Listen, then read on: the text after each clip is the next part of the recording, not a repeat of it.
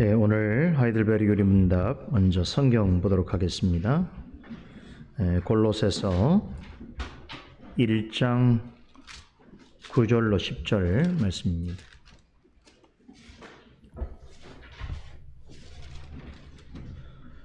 골로새서 1장 9절 10절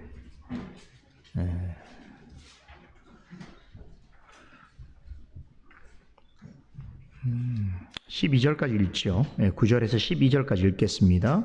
이로써 우리도 듣던 날부터 너희를 위하여 기도하기를 그치지 아니하고 구하노니 같이 읽습니다. 너희로 하여금 모든 신령한 지혜와 총명에 하나님의 뜻을 아는 것으로 채우게 하시고 주께 합당히 행하여 범사에 기쁘시게 하고 모든 선한 일에 열매를 맺게 하시며 하나님을 아는 것에 자라게 하시고 그 영광의 힘을 좇아 모든 능력으로 능하게 하시며 기쁨으로 모든 견딤과 오래 참음에 이르게 하시고 우리로 하여금 빛 가운데서 성도의 기업의 부분을 얻기에 합당하게 하신 아버지께 감사하게 하시기를 원하노라. 오늘 하이델베르 요리 문답은 124문입니다. 49주일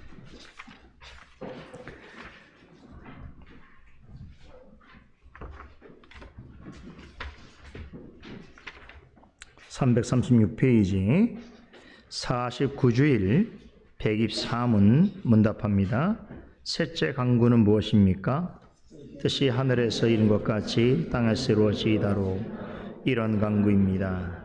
우리와 모든 사람이 자기 자신의 뜻을 버리고 유일하게 선하신 주님의 뜻에 불평 없이 순종하게 하옵소서. 그리하여 각 사람이 자신의 직분과 소명을 하늘의 천사들처럼 즐거이 그리고 충성스럽게 수행하게 하옵소서. 아멘.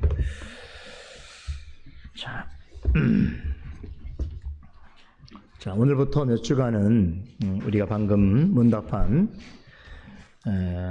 제49주일 124문, 즉 주님께서 가르쳐주신 주기도문의 세 번째 간구에 대해서 공부해 보도록 하겠습니다. 자, 우선 우리는 첫 번째 간구에서 첫 번째 간구가 뭐죠? 이름이 거룩히 여김을 받으시오며 라고 하는 이 간구를 통해서 하나님은 참으로 존귀하시고 거룩하시며 위대하신 분이시다. 또 그분의 이름을 곧 그분의 존재와 속성을 거룩히 여기고 영화롭게 하는 것, 그것은 그분께서 만드신 모든 피조물을 포함해서 특별히 하나님의 형상대로 지음받은 사람의 죄일된 목적이고 본분이다라고 하는 사실을 다시 한번 분명히 알게 되었습니다. 오늘 창세기 강서를 통해서 최초로 이 땅에 생명체가 시작되어지는 역사를 보게 되면서 매우 크게 감동하고 또 하나님의 놀라운 역사를 우리가 더 기쁘게 여기게 되었는데, 이렇게 식물을 창조하신 역사도 매우 놀라운데 이제 하나님 형상을 닮은 사람을 창조하실 때의 그 역사는 얼마나 좀 놀라운 일인가라는 것을 기대해 보십시다.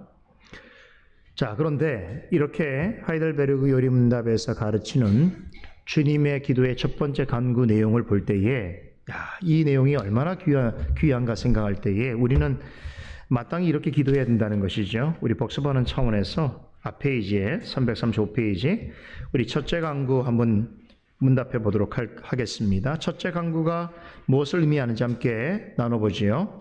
이름이 거룩히 여김을 받으시옵소서로 이러한 간구입니다.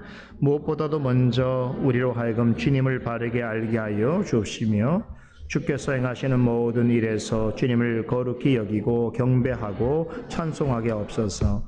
주께서 행하시는 일에는 주님의 전능과 지혜와 선하심과 의와 자비와 진리가 환히 빛나옵나이다. 또한 우리의 모든 삶을 지도하시고 우리의 생각과 말과 행동을 주장하셔서 주님의 이름이 우리 때문에 더럽히지 않고 오히려 영예롭게 되고 찬양을 받게 하옵소서. 아주 귀한 기도죠. 이 자체가 기도문입니다. 자, 이어지는 주기도문의 두 번째 간구가 뭐죠? 나라의 임하옵시며, 나라의 임하옵소서라는 거죠. 이 기도를 통해서 주님께서는 우리에게 하나님 나라가 임하기를 기도하라고 가르치십니다. 여러 번 말씀드렸습니다만 하나님 나라는 예수님께서 공생의 사역을 하시는 동안 가장 중요하게 여기시고 또 강조하신 주제이지요. 예수님을 본받아서 예수님이 부활 승천하신 이후에 제자들과 복음 전도자들은 이 하나님 나라를 복음의 핵심 주제로 삼고 힘써 가르치고 전했습니다. 그래서 우리가 이전에 살펴봤던 사도행전의 결론도 사도 바울이 로마에 가서 있으면서 뭘 전했다고 그랬죠? 하나님 나라와 예수 그리스도를 전파하였다라는 말씀으로 마치고 있습니다.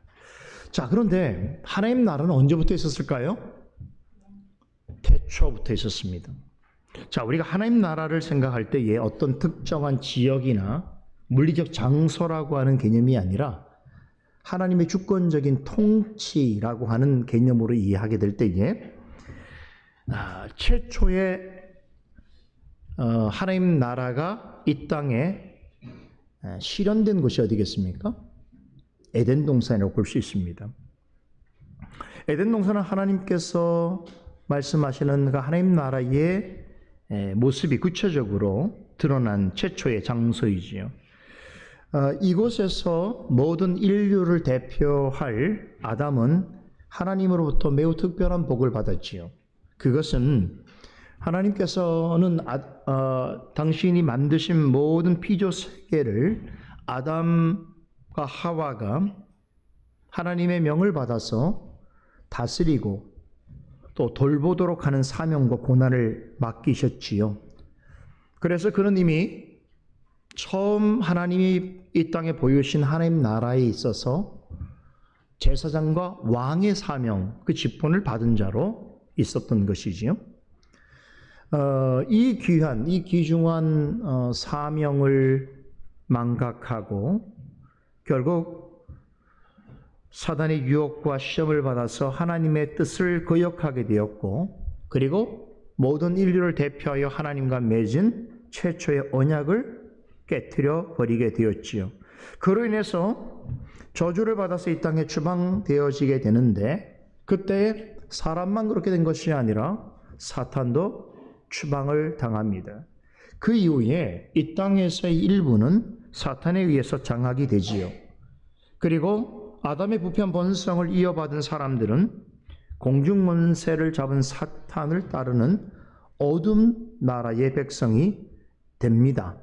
그래서 성경은 최초 그 하나님 나라를 드러내실 때부터 하나님 나라와 사람의 나라, 일반 나라와 구속 나라를 구분하면서 이 두 나라가 역사 속에서 어떻게 전진하고 어떤 열매를 맺을 것인지를 창세기를 통해서 아주 구체적으로 설명해 가고 있는데, 자, 결국 사람은 아담의 부패한 본성을 받았다라고 했을 때는 본성상 하나님을 기뻐하지 아니하고 하나님께 대적하는 본성을 가지게 되었다는 것인데, 결국 그로 인해서 공의로우신 하나님의 심판을 받아 멸망할 수밖에 없는 자리에 있었으나 하나님께서는 이 일을 결코 모른 척하지 아니하시고 아담과 하와가 하나님의 공의로운 정죄와 저주를 받게 된 상황에서도 복음을 전하셨지요. 그게 뭐였습니까? 여자의 후손이 나와서 사탄의 머리를 상하게 할 것이라고 하는 창세기 3장 15절에 원복음을 선포해 주셨습니다. 그래서 이 복음에 따라서 사단의 머리를 깰 유일한 구속자이신 예수 그리스도께서 때가 참에 사람의 모습으로 세상에 오시게 되었던 것이고, 예수님께서 이 세상에 오셨을 때 가장 먼저 전한 복음이 뭐라고 그랬습니까? 하나님의 나라가 가까웠다라고 하는 복음을 전했던 것이죠. 이 말은 아담과 하와가 범죄한 후로 하나님 나라가 억눌려 있었고 감춰져 왔던 그 역사, 그렇죠? 그 역사의 문을 여시고 예수님께서 오심으로 하나님 나라의 실체가 보다 정확하게 드러나게 되었다는 것입니다. 자, 그런데 우리가 예수님에 인해서 그 본질이 드러나고 더 확연하게 나타나게 된 하나님 나라와 관련해서 꼭 한 가지 기억할 것은 예수님에 의해서 온전하게 회복된 하나님 나라는 세상에 있는 나라와 같지 않다는 것이죠. 나라라는 말을 쓰더라도 이 나라는 세상에 있는 어느 도시나 장소에서 볼 수 있는 인간이 다스리는 나라가 아니라 어떤 나라입니까? 오직 그리스도 안에서 구속받은 자들 가운데 임하시는 나라죠. 그래서 이 나라를 영적이고 신령한 나라라고 부르는 것입니다. 그리스도를 믿고 시인하는 거듭난 사람에게만 임하는 나라인 것입니다. 그리고 하나님의 주권적인 다스림에 순종하는 사람을 통해서만 이루시는 나라인 것이죠. 예수님에서 통치되는 하나님 나라는 그리스도를 믿고 따르는 사람들 가운데, 그러니까 그들의 심령과 삶 가운데 이미 임하여 있는 동시에 마지막 날에 다시 오셔서 모든 것을 심판하실 때 최종적으로 드러내실 영원한 하나님 나라는 아직 오지 않는 상태에 있습니다. 우리가 이러한 하나님 나라가 가지고 있는 양면성 혹은 독특성을 잘 이해하면서 주기도문에 나라의 임하옵시며라고 하는 간구를 대할 때마다 우리는 또한 이렇게 기도해야 하는 것이죠. 그래서 우리 기도하는 마음으로 이번에는 두 번째 간구 내용을 한번 함께 읽어보도록 하겠습니다. 나라의 임하옵소서로 이런 간구입니다. 주님의 말씀과 성령으로 우리를 통치하시사 우리가 점점 더 주님께 순종하게 하옵소서. 주님의 교회를 보존하시고 흥왕케 하시며 마귀의 일들과 주님께 대항하여 스스로를 높이는 모든 세력들, 그리고 주님의 거룩한 말씀에 반대하는 모든 악한 은혼들을 멸하여 주옵소서. 주님의 나라가 온전히 이루어져 주께서 만유의 주가 되실 때까지 그리 하옵소서. 여러분 어떻습니까? 지금 우리가 일문답이래요. 첫 번째 간구, 두 번째 간구 내용을 우리가 하이델베르그 일문답을 통해서 소개해봤는데, 여러분 이 자체, 그냥 이 자체만으로도 참으로 고귀하고 아름다운 기도입니다. 여러분들 중에 내가 어떻게 기도하면 좋을까? 난 참 기도하기가 어려워, 기도하기 힘들어 라고 생각하는 분이 있다면 지금 배우고 있는 하이델베르그 일문답을 가지고 기도하세요. 그러면 돼요. 가장 좋은 기도예요. 역사적으로 검증된 기도예요. 그죠? 이 기도의 내용에 여러분들의 신앙과 삶과 이야기를 덧붙여서 하시면 기도가 되는 거잖아요. 그죠?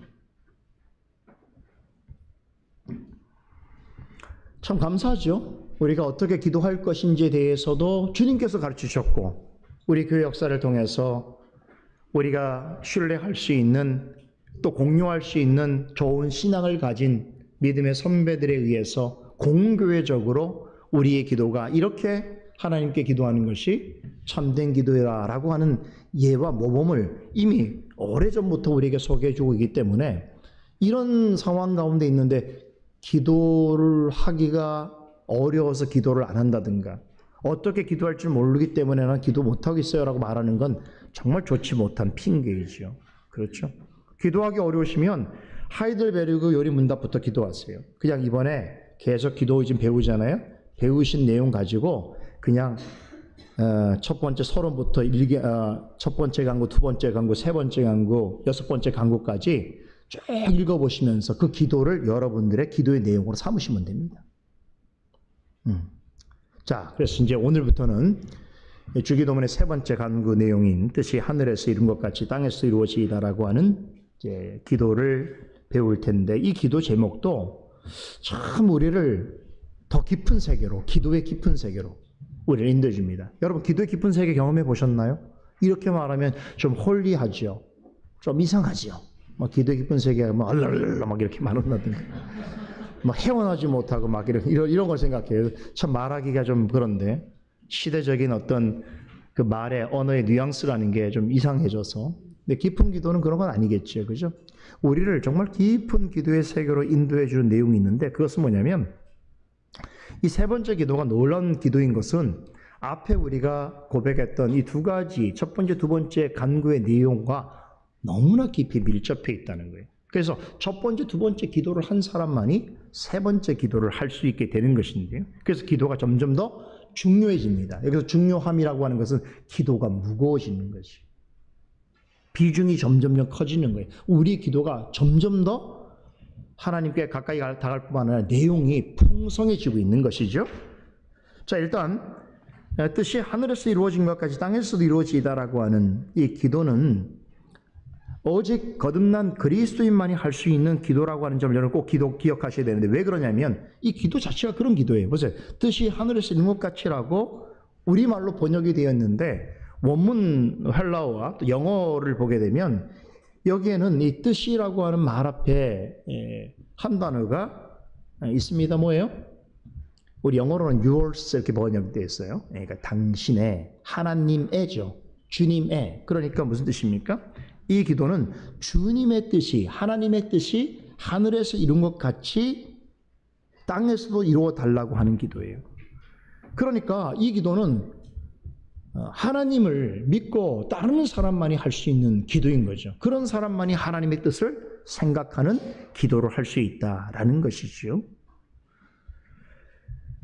여러분 보세요. 이게 얼마나 논리적인가 보세요. 첫 번째 간구가 뭐에 대한 겁니까? 주제가 하나님의 이름. 하나님의 이름은 하나님의 존재요, 속성요, 영광이지요. 하나님 그분에 대한 기도지요. 두 번째는 뭐였어요? 하나님의 나라. 그분으로 인하여 이루어지는 그 나라에 대한 기도죠. 세 번째 기도는 뭡니까? 하나님의 뜻. 그래서 이 세 가지 기도는 마치 세트처럼 있는 거예요. 하나님의 이름과 하나님의 나라와 하나님의 뜻에 관한 기도인데 이 기도는 일맥상통합니다.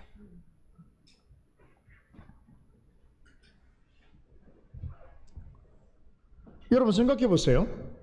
하나님의 이름과 하나님의 나라와 하나님의 뜻을 생각하면서 하나님께 무엇을 간구할 수 있는 사람은 누구밖에 없을까요? 그렇죠. 참된 그리스도인밖에 없는 거예요. 거듭난 사람밖에 없는 것이죠. 1절에도 말씀드린 것처럼 세상에는 수없이 셀 수 없이 많은 종교가 있습니다. 그 모든 종교는 대부분 다 기도를 매우 중요하게 강조합니다. 기도 강조하지 않는 종교는 세상에 없을걸요, 아마? 예, 뭐 고급한 종교로 생각하는 종교뿐만 아니라 자급한 종교 있잖아요. 뭐 미신이든 무당이든 막 이런 거, 토템 뭐 이런 거 있잖아요. 자연을 숭상하는 거. 이런 종교들도 사실은 기도는 다 중요하게 여깁니다.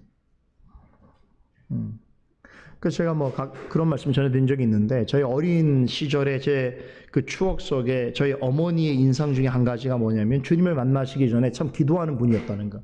그래서 기도하는 분인데 어머니는 하나님을 모르셨기 때문에 그 당시에는 모르셨기 때문에 그냥 천지신명에게 기도를 했는데 근데 그 기도하는 게 너무 사실은 어떻게 생각하면 너무 아름답고 숭고하죠. 왜냐하면 배 타고 아침 일찍 떠나는 남편을 위해서 또 오늘 하루를 또 보내야 되는 자녀들을 위해서 어머니가 누가 시키지도 않는데 새벽 예배도 아닌데 새벽 5시쯤에 일어나셔서 신주를 앞에서 모셔놓고 늘 기도하셨어요. 그러니까 그게 제 머릿속에는 항상 어머니의 그 모습을 했는데 이거를 사실 뭐 이렇게 풀어서 참 이렇게 설명하면 아름다운 얘기거든요.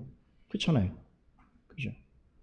그러니까 어머니가 하나님을 몰랐어도 너무너무 기도를 열심히 하는 분이었다는 것이죠.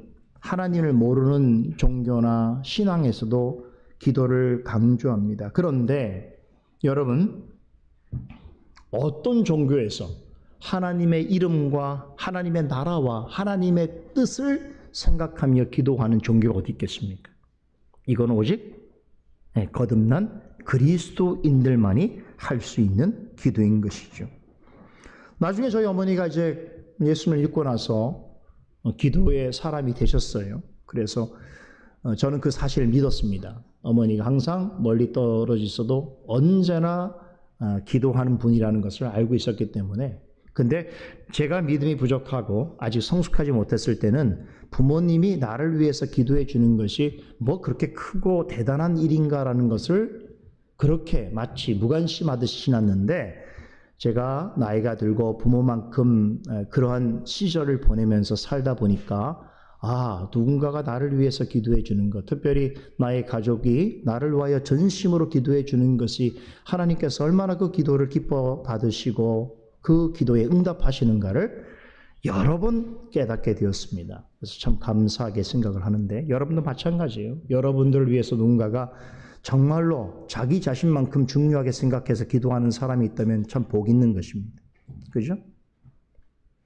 하나님의 뜻 안에서 하는 기도는 참 복이 있는 거예요. 비록 그 기도하는 자가 하나님의 뜻을 완전히 깨닫지 못하고 또 하나님을 아는 지식이 좀 모자르고 부족하다 할지라도 하나님께서 그 모든 것을 완벽하게 다 아셔서 그 기도를 받으시는 건 아니셔요. 그죠?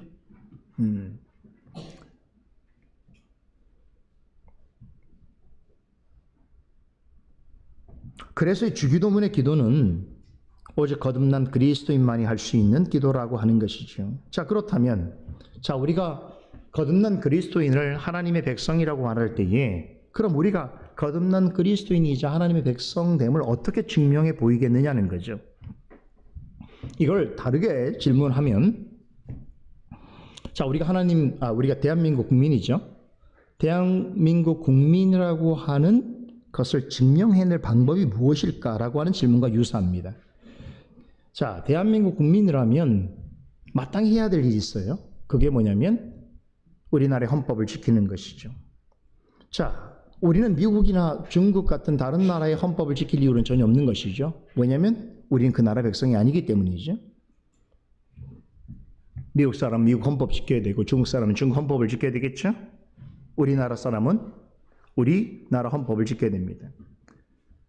이렇게 세상 나라에는 각각의 백성이 지켜야 할 헌법이 있습니다.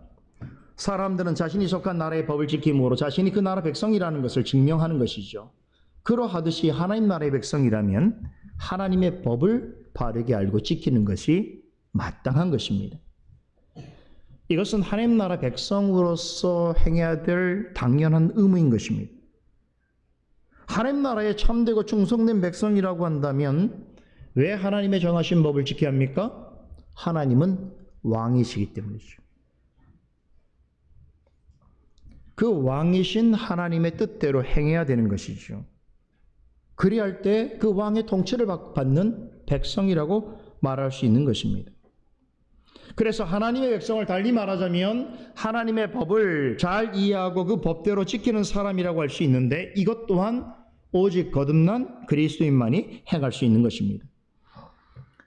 이렇게 하나님 나라 백성이는 마땅히 바르게 이해하고 힘써 지켜야 하는 하나님의 법을 가르쳐서 예수님께서는 주기도문의 세 번째 간구에서 하나님의 뜻이라고 하십니다.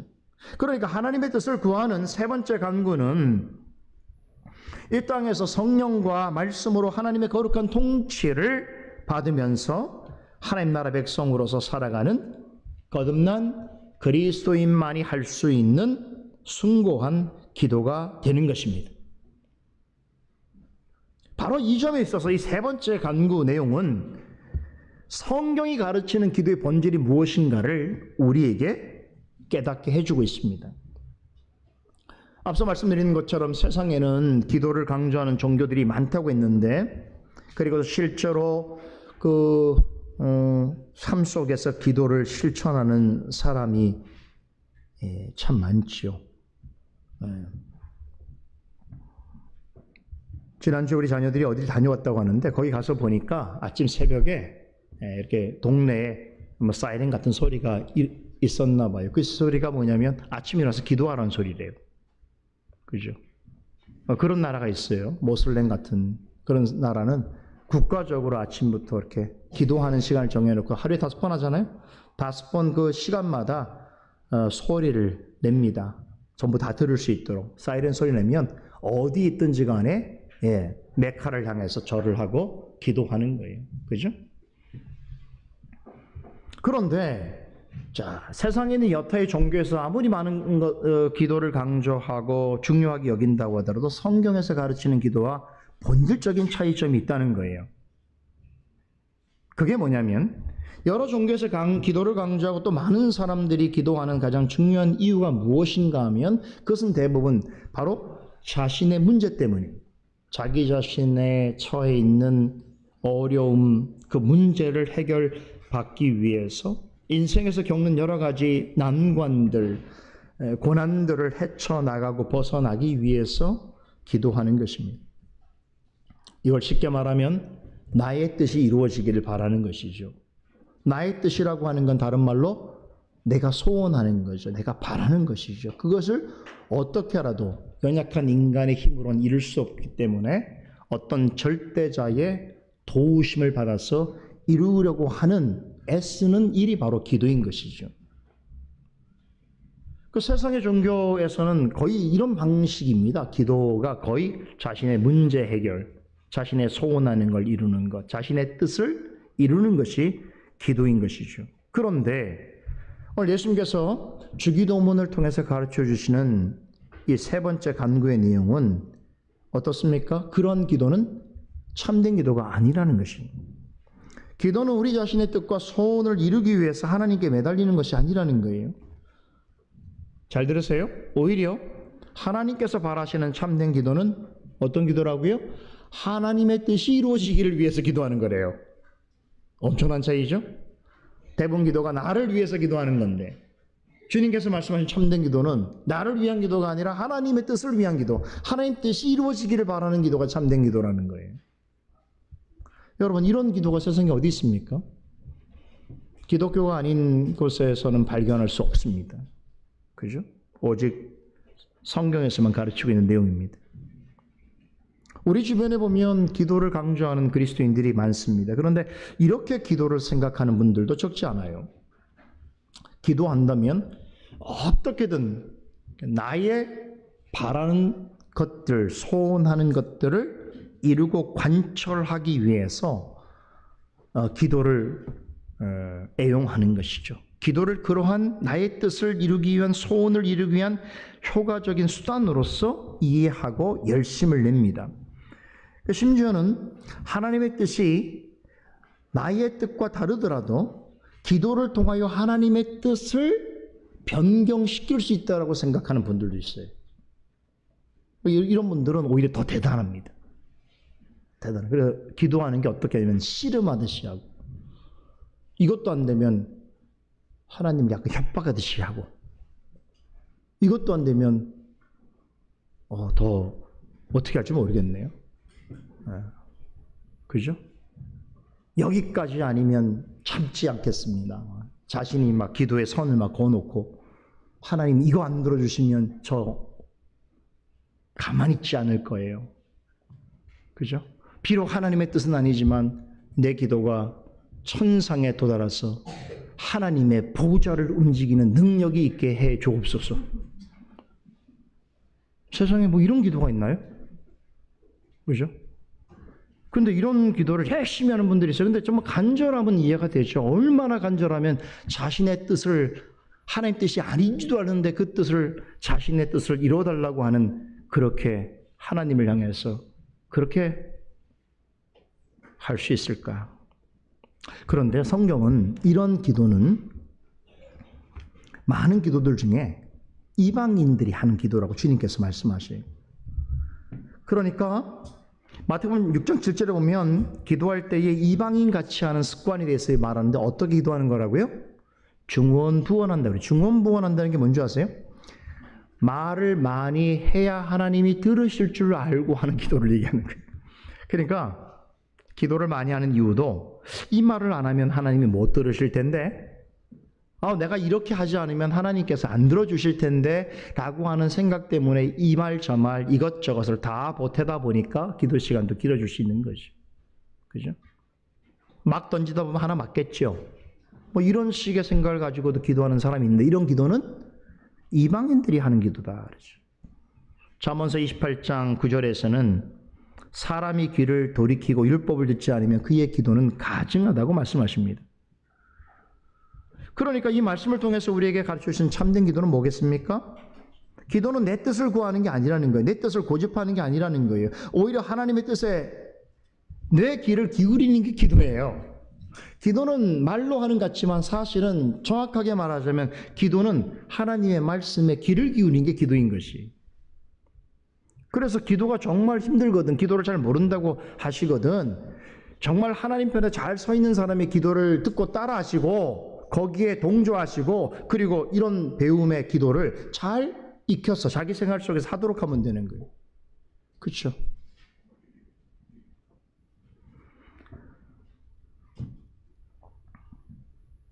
참된 기도는 내 뜻을 앞세우는 것이 아니라 오히려 내 뜻을 하나님의 뜻에 맞추는 것이. 그런데 하나님 뜻에 안 맞출 때가 있잖아요. 그렇죠. 그럴 때 어떻게 됩니까? 하나님의 뜻대로 하옵소서 이렇게 하는 거예요. 그렇죠. 내 뜻이 하나님 뜻인 줄 알고 기도하기 시작했는데 시간이 지나면서 내 뜻이 하나님의 뜻이 아니구나라는 것을 깨닫게 되면 그때부터 어떻게 됩니까? 하나님의 뜻이 이루어달라고 기도해야 되는 거죠.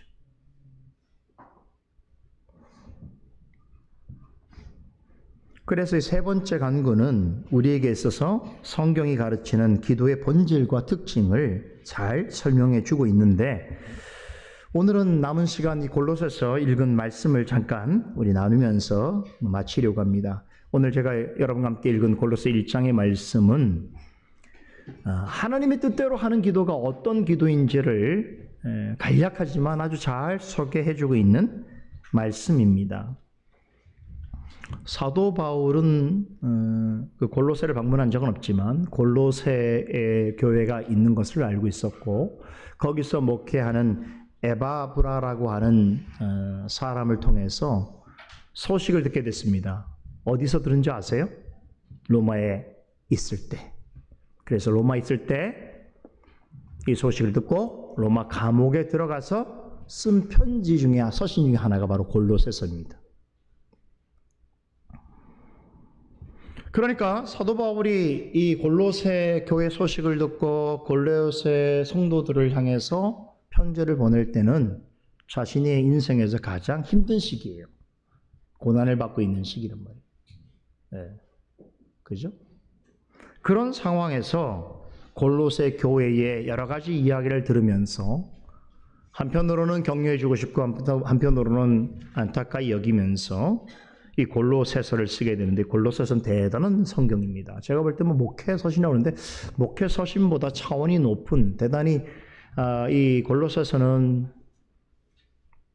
나중에 이제 공부할 기회가 있으면 좋겠습니다만 굉장히 철학적이고 또 신학적이고 또 그 다루는 영역이 굉장히 넓습니다. 제가 조금 이따 한번 소개해 드릴게요. 골로새서가 얼마나 대단한 말씀인가. 근데 사도 바울은 여튼 자신이 먼 거리에 떨어져 있음에도, 우리 골로새서가 라우디게아라고 하는 곳에 가깝거든요. 소아시아 지역이거든요. 그러니까 자신은 지금 로마에 있지 않습니까? 엄청나게 거리가 멀어요. 그런데 이 먼 거리를 두고 만나보지도 못한 성도들을 향해서 편지를 쓰는 거예요. 대단하죠?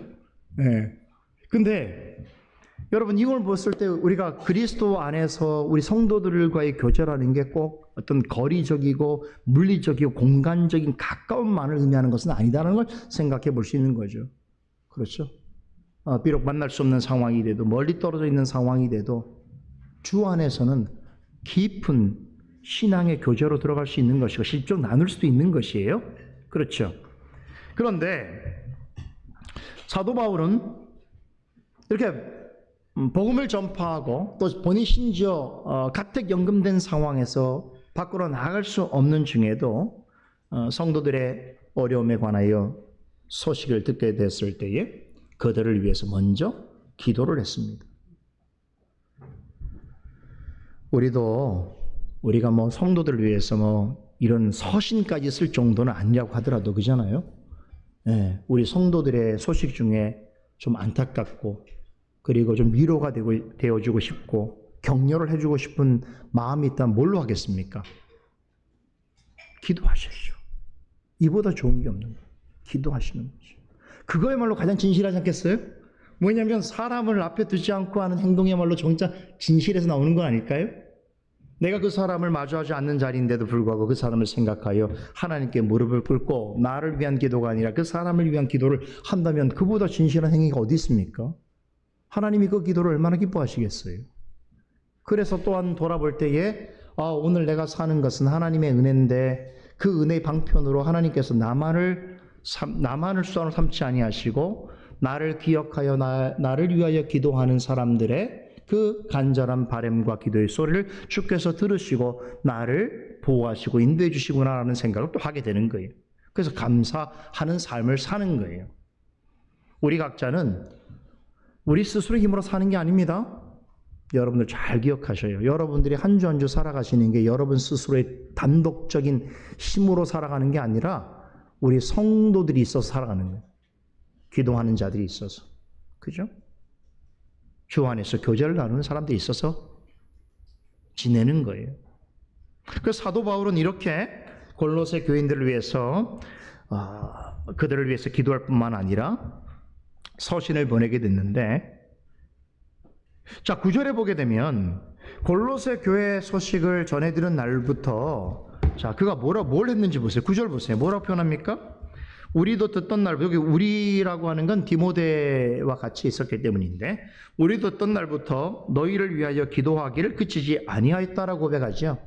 골로새 교회가 처해 있는 어려움, 특별히 골로새 교회는 유대주의자들이 소위 말 율법주의적인 그런 잘못된 복음을 전하는 일로 참 어려움을 겪었고, 당시에 최고의 유행하는 철학인 영지주의파들의 영향 때문에도 그런 잘못된 신화와 같은 이야기들이 교회 안에 들어와서 많은 성도들이 혼탁해졌어요. 이제 그런 사정들을 잘 알고 그 교회 성도를 위해서 소식을 들었을 때부터 기도하기를 중단하지 아니하였다라고 그렇게 고백합니다. 자, 그렇다면 이제 우리는 이런 질문을 할 수 있겠죠? 사도 바울은 골로새 성도들의 소식을 들은 이후 어느 때까지 그들이 생각날 때마다 그들을 위해서 어떤 기도를 드렸을까요? 오늘 이 본문에 언급되고 있습니다. 9절 10절 말씀을 좀 전해볼 텐데요. 우리 9절에 보니까 먼저 골로새 성도들이 모든 영적 신령한 지혜와 총명으로 하나님의 뜻을 아는 것으로 그들에게 채워지기를 위하여 기도했습니다. 자, 여기 보세요. 사도 바울은 이 골로새 교회 성도들에게 그들을 위해서 기도할 때에 참 그들에게 필요한 것이 하나님을 바로 아는 지식이었는데, 그런데 그 아는 지식이 단지 성경이나 신학적 지식만을 의미하는 것이 아니었다는 것이죠. 하나님께서 기뻐하시는 성도가 되기 위하여 그보다 더 중요한 것이 있었는데, 그것이 뭐냐? 9절 하반절에 뭐라고요? 하나님의 뜻입니다. 하나님 뜻. 하나님의 뜻을 아는 것이 가장 중요한 것이죠.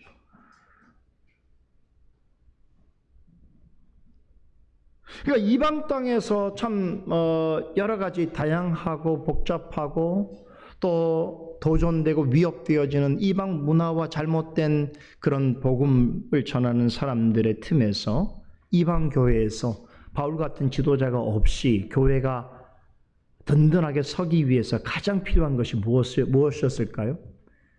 교회를 향한 후원도 필요했을 것이고, 또 사람을 세우는 일도 필요했을 것이고, 여타 교회에 필요한 일들이 많았을 것입니다만, 사도 바울은 그 중에서도 가장 먼저 필요로 한 것이 그들이 하나님의 뜻을 바르게 아는 것이라고 전하고 있습니다. 여기서 하나님을 안다라고 하는 것은 단지 지식적으로 아는 것을 말하는 것이 아니고 정확하고 실제적으로 아는 것을 의미하는데, 그들이 정확하고 실제적으로 알아야 할 것이 무엇인가? 다시 말하지만 하나님의 뜻인 것입니다.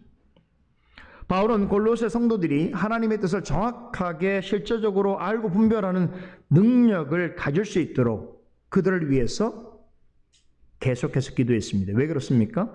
이방 땅에서 하나님의 백성으로 살아가는 삶의 어떠함을 그는 너무나 잘 알고 있기 때문이죠. 그래서 이 사실을 두고 우선적으로 기도했던 것입니다. 하나님이 원하시는 삶을 살아가기 위해서는 반드시 하나님의 뜻을 잘 알아야 되는데, 그럼 하나님의 뜻을 잘 아는 능력은 무엇으로 가질 수 있는가? 뭐죠? 모든 신령한 지혜와 총명이 있어야 하는 것이죠. 다시 말해서 하나님의 뜻을 안다는 것은 세상의 지식과 지혜로 얻는 것이 아니라는 거예요. 세상에 참 똑똑한 사람들 많아요. 그러나 그렇다고 해서 하나님의 뜻을 아는 게 아니라는 거예요. 하나님의 뜻을 아는 것은 하나님의 방식대로 알아야 하는데 그것이 모든 영적인 지혜와 총명이라는 것입니다.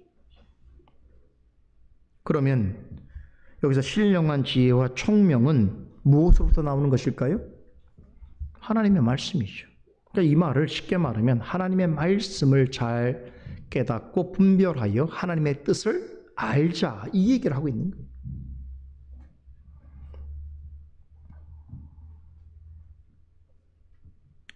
에베소 4장에서는 바로 이런 상황을 가리켜서 성령이 충만한 상태라고 말하면서 사도 바울은 에베소 4장 13절에 하나님의 아들을 믿는 것과 아는 일에 하나가 되어 온전한 사람을 이루어 그리스도의 장성한 분량이 충만한 데까지 자라가자고 외치는 것입니다.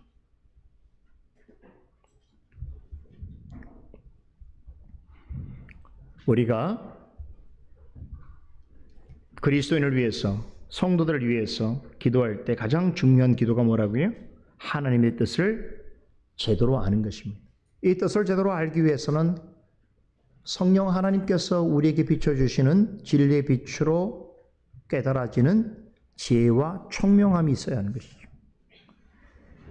이러한 능력을 충만히 가지게 될 때에 성령이 충만한 삶을 살아갈 수 있는 것이고 그 열매로서 하나님을 믿는 것과 하나님의 아들을 아는 일에 하나가 되어서 하나님이 바라시는 온전한 그리스도의 장성한 분량이 이를 때까지 하나님의 사람으로 자라가게 되는 것이죠. 둘째 기도 제목은 바울은 골로새 성도들이 날마다 주님이 기뻐하시는 합당한 일을 행하여 모든 선한 일의 열매를 맺게 되기를 위하여 기도했습니다. 10절의 말씀이죠.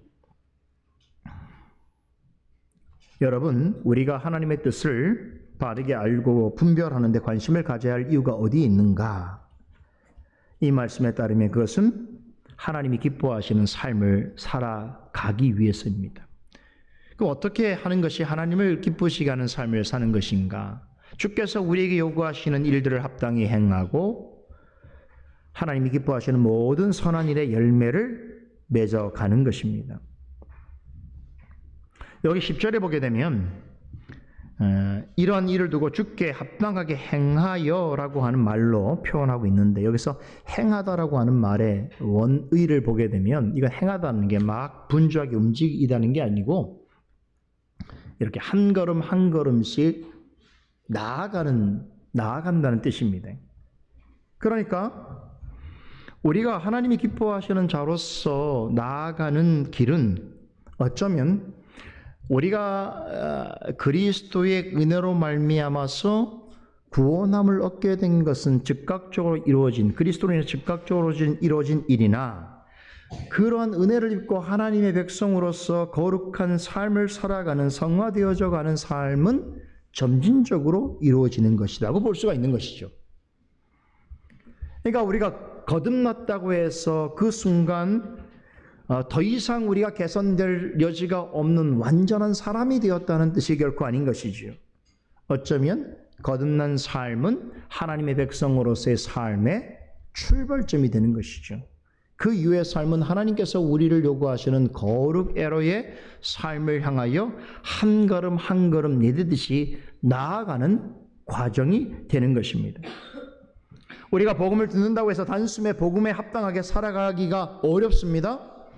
그 정도의 실력이고 능력이었다면 지금 같지 않겠죠. 우리가 내 나이 먹은 것만큼 교회를 다닌 만큼 하나님의 말씀을 들었고 배웠는데 그 들은 만큼 내가 복음에 합당하게 살아갈 만한 능력과 실력이 출중하다면 우리는 지금 같은 삶을 살지 않겠죠. 그럼 우리 모두는 그 부분에서 매우 부족합니다.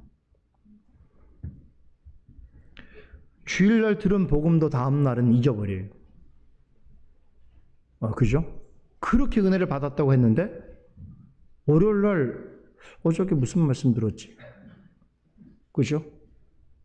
그리고 그런 채로 한 주간을 보내게 되면 어떻게 됩니까? 그야말로 머릿속이 공허하고 혼돈하고 어둠이 가득한 상태가 돼요. 그리고 그 상태로 주일날 옵니다. 근데 주일날 올 때 좀 모습과 표정에서 자신을 좀 감출 필요가 있는데 공허하고 혼돈하고 흑암이 가득한 상태의 표정을 가지고 와 있어요. 그 다른 사람까지 힘들게 만들어요. 특별히 목사님을 힘들게 만들어요. 제가 얼마나 한 주 동안 괴롭게 산 줄 아십니까, 목사님? 그런데 오늘 그렇게 말씀을 들게 전해요? 뭐 이런 태도로 막 전투적인 자세로 앉아있을 때가 있어요. 그걸 내가 어떻게 하라고요? 목사라고 그래도 할 수 있는 일이 아니잖아요. 그죠? 그런 걸 보면 신방을 안 해도 다 압니다. 그래서 안타까이 여겨서 한 주 동안 그 성도님과 가정을 위해서 또 기도하게 되죠.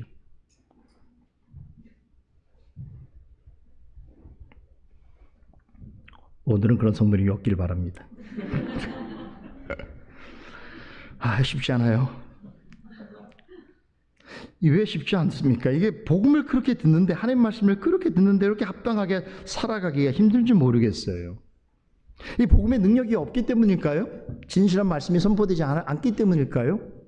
좋은 교회에 속하여 있지 않기 때문일까요? 도대체 왜 그런가? 왜 시간이 그렇게 지나더라도 하나님께서 기뻐하실 만한 선한 열매가 줄줄이 열리지 않는가? 조금 열리다가 또 금방 떨어지고 시들고 하는 일들이 많단 말이죠. 그런 것이 여러분 위로받으세요. 힘을 얻으세요. 여러분만 그런 게 아니라는 거예요. 골로새 교회 성도들 똑같았어. 옛날의 성도들이나 지금 우리나 별반 다를 게 없습니다. 그래서 사도 바울은 10절 하반절에서 하나님을 아는 선한 일의 열매를 맺게 하시고 하나님을 아는 지식에 자라게 해달라고 간절히 기도했던 것이죠. 이 말을 역으로 한다면 하나님이 기뻐하시는 합당한 열매를 얻기까지 하나님을 알고 믿는 일이 하루아침에 완성되어지는 것은 아니다라는 것을 의미하고 있습니다. 다시 말해서 우리가 하나님을 더 바르게, 더 많이, 더 확실하게 아는 것과 또 그로 인해서 우리가 행하는 모든 일에 있어서 하나님 기뻐하시는 선한 열매를 맺게 되기까지는 여러분 과정이 있는데, 그 과정이 뭐냐면 하나님의 섭리 안에서 우리의 믿음이 이런 일들을 감당할 수 있도록 하기 위한 준비 과정으로 요구하시는 것들이 있는데, 그것들은 반드시 수고와 노력이 필요하고 또 하나님이 요구하시는 훈련과 연단의 과정을 거쳐야 되는 거예요. 특별히 하나님께서 쓰시고자 하는 사람은 이 과정을 거치지 않고는 불가능합니다. 하나님 사람이 될 수가 없어요. 하나님께서 어떤 사람을 들어 쓰실 때는 반드시 이 과정들을 거치게 해요. 그래서 그냥 믿음의 열매가 쉽게 열리거나 하나님이 기뻐하시고 선하게 여기시는 열매가 그냥 아무렇게나 열리게 하는 방식이 결코 아니고, 이 일이 얼마나 하나님 앞에서 많은 수고와 노력이 필요한 것인지, 또 하나님이 원하시는 훈련과 연단을 받아 나아가야 하는 일인지를 깨달아 알게 하십니다. 그래서 그런 사람이야말로 어떤 일을 하더라도 자기 영광으로 삼지 않고 하나님의 영광을 돌리는 자가 되는 거예요. 그죠? 그래서 부디 여러분, 혹 여러분들에게 수고와 노력이 필요하고 훈련과 연단이 요구되어진 일이 있다고 해서 부정적으로 생각하지 마세요. 하나님의 섭리 가운데 여러분을 준비시키는 것이고 그 일을 통하여 영광을 받기를 원하시는 것입니다.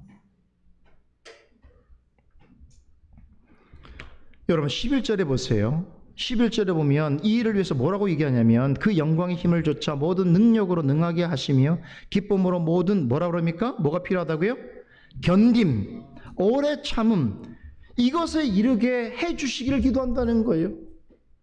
10절에 말하고 있는 하나님 보시기에 선한 일의 열매를 맺게 되어지는 것, 하나님을 바르게 아는 일이 기쁨으로 행하나 모든 겸딩과 오래 참음이 반드시 필요한 일이라는 거예요.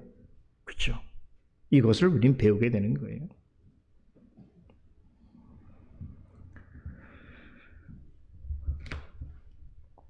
지금까지 살펴본 이 골로새서 말씀은 우리가 누군가를 위해서 기도해 주어야 할 기도입니다. 그렇죠? 그런데 사실은 지금 보니까 누굴 위해서 기도해야 됩니까? 우리 자신을 위해서 우선적으로 날마다 해야 될 기도이기도 합니다. 남을 위해서 기도하는 게 얼마나 아름답고 좋은 일입니까? 근데 남을 위해서 기도하는 만큼 사실 자신도 그런 사람이 되기를 위해서 기도해야 되지 않을까요? 그죠? 오늘 바울이 골로새서를 통해서 우리에게 전해주고 있는 기도는 그야말로 하나님이 받으시는 참된 기도가 무엇인지를 우리에게 잘 가르쳐주고 있는데, 그것은 뭡니까? 나의 뜻과 나의 소원을 이루기 위한 기도가 아니고 하나님께서 기뻐하시는 기도, 그 기도는 즉 하나님의 뜻을 구하는 기도인 것입니다. 제가 아까 골로새서가 얼마나 대단한 말씀인가 이런 얘기를 했는데 그냥 잊어버릴 뻔했네요. 우리 1장을 봤으니까 한 번 더 보십시다. 1장 16절 한번, 15절 16절 보세요. 한번 읽어볼까요? 15절 16절 시작. 그는 보이지 아니하시는 하나님의 형상이요 모든 창조물보다 먼저 나신 자니 만물이 그에게 창조되되 하나님 하늘과 땅에서 보이는 것들과 보이지 않는 것들과 혹은 보좌들이나 주관자들이나 정사들이나 권세들이나 만물이 다 그로 말미암고 그를 위하여 창조되. 무슨 말씀 같아요? 지금 창세기 1장에 있는 말씀을 해석한 거예요. 그죠? 골로새서가 이 짧은 내용의 말씀이지만 그 창조 역사를, 특별히 이 말씀은 그리스도께서 모든 피조물보다 먼저 계셨고 그리스도께서 보이는 것과 보이지 않는 모든 것을 창조하셨다라고 하는 너무나 선명한 선언이죠. 골로새서는 대단한 말씀입니다. 이제 오늘 해설의 결론을 말씀드리겠습니다. 주기도문 세 번째 간구, 이 간구는 하나님의 뜻이 이루어지기를 구하는 기도이고 이것이 하나님께서 우리에게 원하시는 참된 기도이다라는 것입니다. 자, 그러면 우리가 이런 기도를 하려면 알아야 할 것이 있는데, 먼저 하나님의 뜻이 그럼 무엇이냐를 알아야 할 것이고, 우리는 그 뜻을 또 어떻게 알 수 있는가를 알아야 할 것이며, 그리고 주님께서 주기도문을 통해서 하나님의 뜻이 하늘에서 이룬 것 같이 땅에서 이루어지라고 말씀하신 이 기도에 담겨있는 영적인 교훈과 의미가 무엇인지를 이제 구체적으로 알아가야 되겠죠. 다음 시간에 나누도록 하겠습니다. 기도하겠습니다. 거룩하신 하나님 감사드립니다.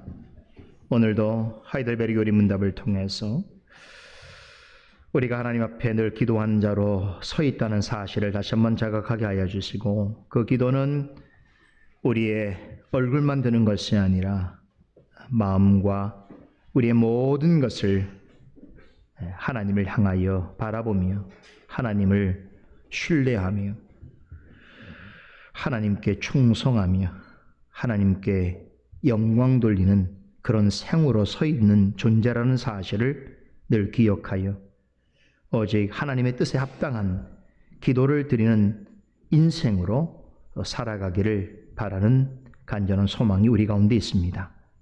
이런 가르침을 통하여 그런 소망을 우리 마음 가운데 심어주신 주님, 한 주동안의 삶 속에서도 우리가 멀리 떨어져 있고 함께 할 수 있는 시간은 부족하지만, 그러나 말씀과 기도로 하나님과 더불어 또 함께하는 성도들과 함께 깊은 영적인 교제와 그 가운데 신령한 열매들을 맛보는 저희들이 되게 하여 주시옵소서. 감사드리며 예수 그리스도 이름으로 기도드리옵나이다. 아멘.